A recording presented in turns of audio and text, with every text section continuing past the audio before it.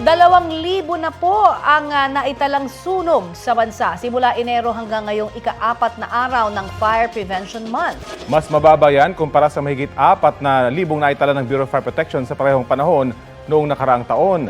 Isa sa mga pinakabago sa tala, ang sunog sa Tondo, Maynila kanina pong madaling araw. Kandila ang pinaniniwala ang sanhi ng apoy. Balita hatid ni EJ Gomez.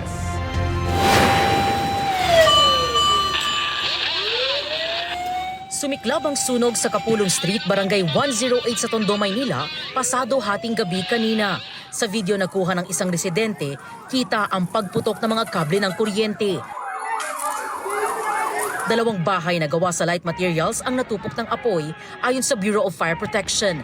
Ang may-ari ng bahay na pinagmulan umano ng apoy, nakayapak lang ng lumikas. Kwento niya, nag-iisa sa bahay ang kanyang apo nang sumiklab ang sunog. Sa pag-aakalang hindi pa nakalalabas ang bata, pinasok daw niya ang nasusunog nilang bahay. Nagtamo siya ng mga paso at sugat sa kamay at paa. Yung bata, nasa loob. Siyempre, ayun ang pagkakalam ko, nasa loob . Wala pa rin umaakyat. Ngayon, inakyat ko ngayon. Tinanong ko yung kutsi na inuhiga niya, wala. Kaya nga nasunog yung kamay ko. May tumulong lang sa akin sa may hagdan na hilain ako pababa. Sabi niya, walang kuryente sa kanilang bahay kaya gumagamit sila ng kandila na posibleng pinagmula ng apoy. Wala na raw na isalbang gamit ang pamilya. Ayon sa barangay, 4 na pamilya o mahigit 15 individual ang apektado ng sunog. Pansamantala po sa barangay hall muna po sila manunuluyan at kami na po bahala sa pagkain nila araw-araw. Nandyan din naman po ang MDSW at DSWD para po sa mga karagdagan tulong po. Abot sa 4 na BFP fire trucks at 50 volunteer fire trucks ang rumisponde sa sunog na agad na apula bago mag-alauna ng madaling araw. Kung mapapansin niyo po, light materials yan, pero dahil siya ay tabing karsada, madali po siya naapula. Patuloy ang investigasyon ng BFP sa sanhi ng apoy, gayon din sa halaga ng pinsala. EJ Gomez, nagbabalita para sa GMA Integrated News. Ilang face-to-face classes na ang kanselado ngayong araw dahil sa inaasahang matinding alinsangan ng panahon. Sa Quezon City, na inaasahang papalo sa extreme caution level ang heat index o damang init. Nagpapatupad muna ng alternative learning mula daycare hanggang senior high school sa lahat ng public schools. Naka-alternative learning din ang lahat ng antas sa mga pampubliko at pribadong eskwelahan sa Maynila. Sa Bacoor, Cavite, ipinatutupad ang modular distance learning mula preschool hanggang senior high school sa lahat ng public at private schools doon. Ang suspensyon naman ng klase sa mga kolehiyo at universidad ay depende na raw sa pamunuan ng mga ito. Wala namang pasok ang lahat ng antas sa mga pampubliko at pribadong paaralan sa Abukay, Hermosa, Orani at Samal sa Bataan. Sa Lasal Green Hills, online asynchronous muna ang klase sa preschool hanggang grade 3 habang online synchronous classes naman mula sa grade 4 hanggang grade 12.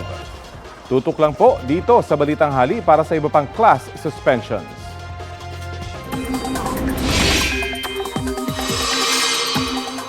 Mainit at maalinsangang panahon nga po ang posibleng maranasan sa ilang bahagi ng bansa ngayong araw dahil po yan sa easterlies.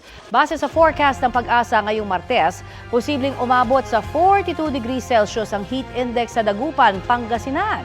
Nasa danger level po yan. Ang ibig sabihin, posibleng magdulot ang ganyang klase ng alinsangan ng heat cramps o heat exhaustion. 40 degrees Celsius naman sa iba pa at Olonga po sa Zambales. Gayon din sa Calapan, Oriental Mindoro at sa Cotabato City.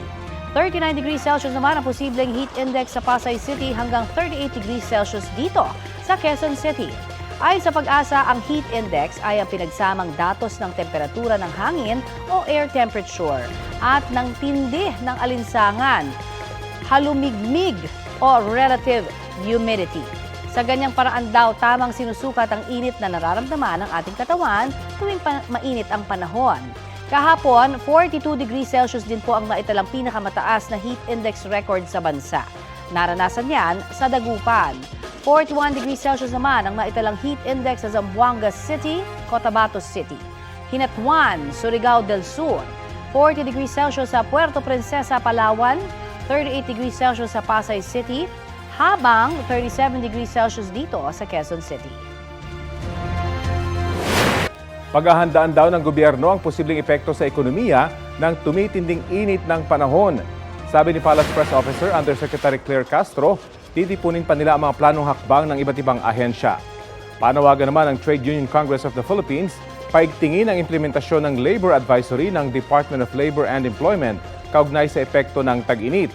Kabilang dyan ang pagkakaroon ng heat breaks ng mga manggagawa, mandatory health stress orientation at maayos na ventilation sa trabaho.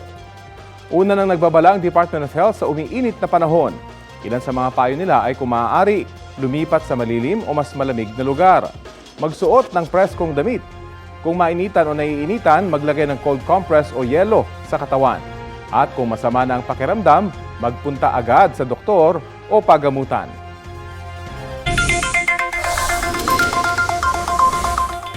Nagmahal po ang presyo ng ilang gulay sa Blumentritt Market sa Maynila dahil umano sa kakulangan ng supply at kasunod ng pagtaas rin ng toll sa North Luzon Expressway. Balitang hatid ni EJ Gomez. Mag-aalas 5 ng madaling araw, abala sa pamimili si Nanay Ellie. Magigisa raw siya ng sayote na may giniling para sa tanghalian. Afritadang manok naman para sa hapunan, kaya may carrots at patatas. Pero ngayong nagsitaasan ng presyo ng gulay, Ito yo, bariya na lang natira. Kanina 1,000 yung pera ko. 27 na, wala naman tayong magagawa, ganun talaga ang presyo. Kailangan kumain tayo, di ba? Titipirin mo ba yung pagkain ng mga apo mo, mga anak mo? ayon sa tindera ng gulay na si Marie Cris, 10 pesos hanggang 60 pesos ang itinaas sa presyo ng ilang gulay. Mga talong, ampalaya, sitaw, okra. Yun ang mataas na gulay po na tumaas yung pang-pakbet po. Kasi po mainit ang panahon tapos walang gaanong mga tanim po nila. Walang makuhanan po. Nadagdagan din daw ang binabayad sa pagbiyahe ng mga gulay dahil sa NLEX toll hike, kaya tumaas ang presyo ng gulay. Yung sa pangbiyahe, mahal ang nila, yung bayad po nila kaya tinasa ng konti po. Siyempre ngayon ang presyo, di yun ang sundin din namin po. Dito sa Blumentritt Market, mga gulay na sangkap sa pagluluto ng pakbet ang nagsitaasan. Ang kada kilo ng talong at ampalaya, 120 pesos ngayon na dating 80 pesos. Ang sitaw, 100 pesos mula sa dating 80 pesos. Ang kalabasa, mabibili ngayon sa 60 pesos na dating 50 pesos. Nadagdagan naman ng 60 pesos ang kada kilo ng okra na nasa 140 pesos ngayon. Tumaas din ang kada kilo ng Baguio beans at broccoli na nasa 140 pesos ngayon mula sa dating presyo na 80 pesos. Bumaba naman ng 10 pesos hanggang 100 pesos ang kada kilo ng ilang gulay gaya ng repolyo, carrots, patatas, cauliflower, siling berde at sigarilyas. Wala namang pinagbago sa presyo ng sayote, bawang at sibuyas. EJ Gomez, nagbabalita para sa GMA Integrated News. Muling kinabitan ng mechanical ventilation si Pope Francis matapos makaranas ng 2 episode ng acute respiratory insufficiency.